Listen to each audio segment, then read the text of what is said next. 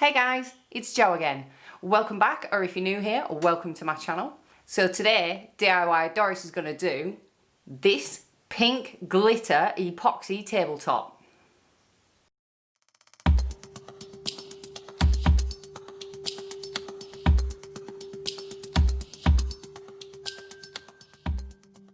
In this video, I'm going to take you through all the steps that I did to take this crappy old desk into this beautiful glittery pink awesomeness.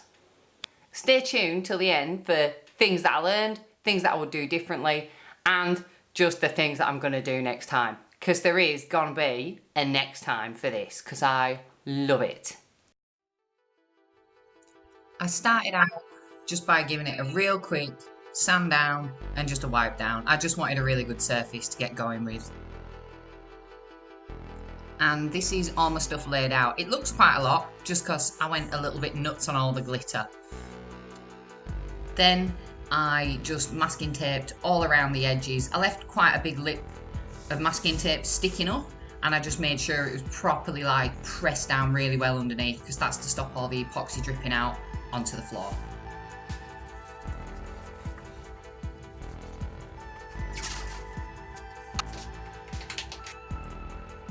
Then I started getting all my stuff ready, and this was like a huge journey of discovery with this blowtorch. Oh my god, it's amazing.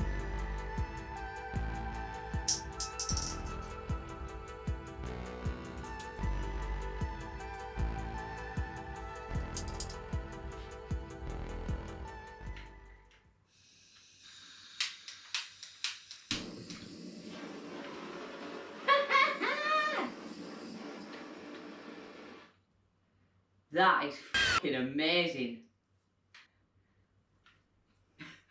That cannot be safe. Just saying. Alright, so I've brought you closer. What I've done is, I got my epoxy, I just put it in some hot water for a little bit, and it's... So I'm guessing, half and half, stir it in, flamethrower it. I mean, I know it's not a flamethrower, but I'm going to stir it. Let's do it. So I'm going to try and save half, or maybe like a third for a coat. I'll just do half. Oh, I don't know what to do. I probably don't want to do all of it. I don't know what to do. Okay. So with the epoxy, once it's mixed together and it starts doing its chemical stuff, apparently you do have to mix it for a good 3 to 4 minutes. The instructions that I had recommended setting a timer, so you mix it enough. And then you've got about half an hour's work time before it starts to set. So realistically, you've got plenty of time to play with it. I think I may have overdone it on the glitter, you know.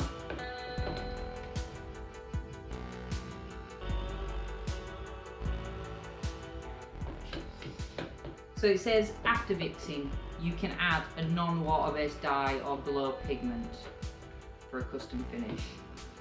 Dyes and additives should be no more than 5% of your total volume, so I may well have enough glitter there. I've got enough to do another.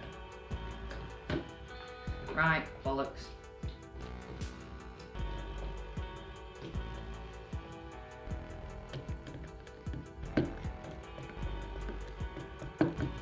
So, let's go some of this one. Oh, now that is a bit special.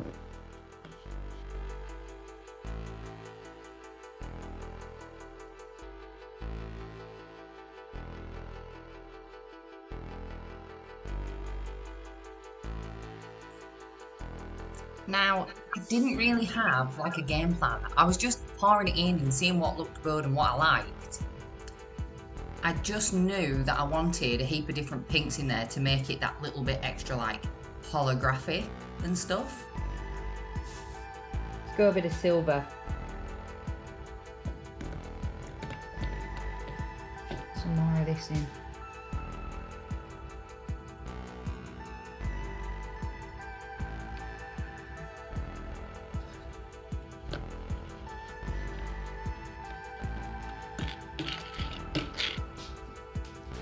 I might just put a little bit more silver though.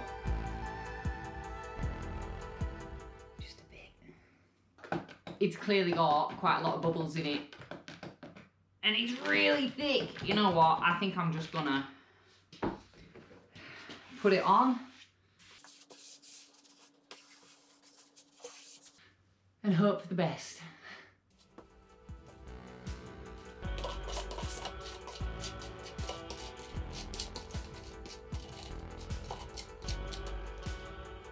Wow. Clearly I need a scraper. So this is where I discovered that I'd probably put a little bit too much glitter in there because it was really thick and really chunky.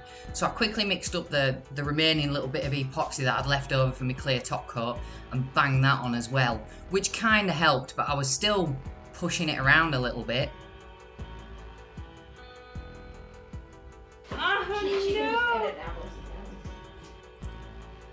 So what I'm using to scrape it around is a little notched trowel, just a little plastic dollar one I think it was from like my local hardware.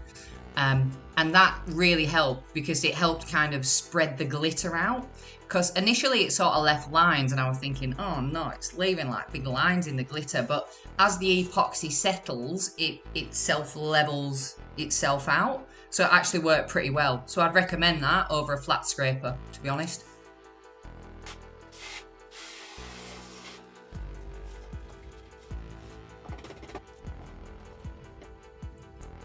And this is the bit where, as I was doing it, you could just see all the different glitters shining through and it started to look really, really good.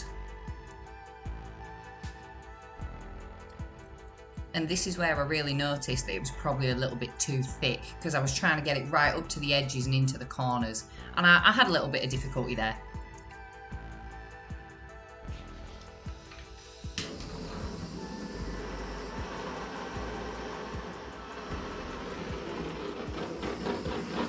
Whoa. Now, with my blowtorch, I just tried to keep like a fairly even heat running across it. It was a little bit trial and error, and there was times when I was like setting fire to the masking tape and stuff, but you could really see it working on bringing those bubbles up to the top.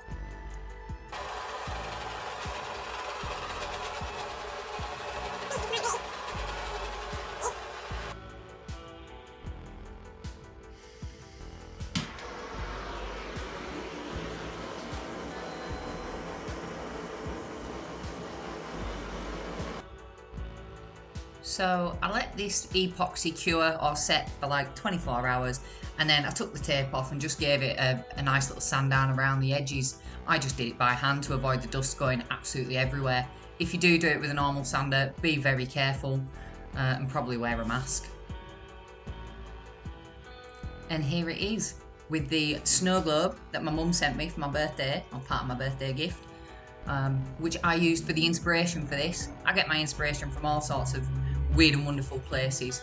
Side note, my infrared wireless mouse doesn't work on the glitter. I just don't think the infrared picks up too well on the holographic awesomeness that's underneath it. So I need a mouse mat. What did I learn? Well, you can put too much glitter in there. It's a tiny bit patchy on some of the corners. Do I really care? No. Also, epoxy is quite expensive. Now, I bought this on Amazon. I will drop the link below if you're an Amazon fiend.